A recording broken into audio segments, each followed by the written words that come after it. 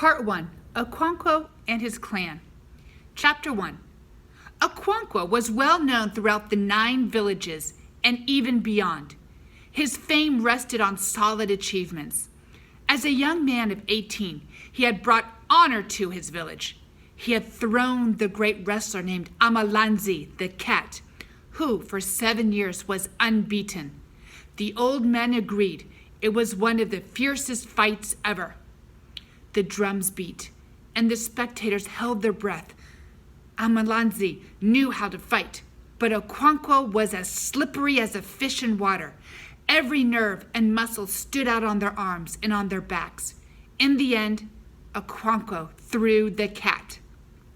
That was 20 years ago or more. During this time, Okonkwo's fame had grown.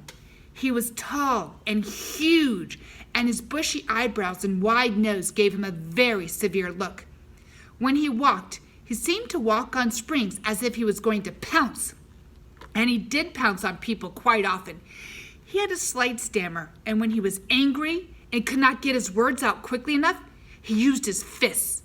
He had no patience with unsuccessful men. He had no patience with his father. Unokwa, Okonkwo's father, had died 10 years ago. In his days, Unokwa had been lazy and quite incapable of thinking about tomorrow. If any money came his way, and it seldom did, he immediately called round his neighbors and made merry. Unokwa was, of course, a debtor, and he owed every neighbor some money. Unokwa was tall, but very thin, and he had a slight stoop. He looked haggard and mournful, except when he was drinking or playing his flute. He was very good on his flute, and his happiest moments were the times after the harvest when he played with the village musicians.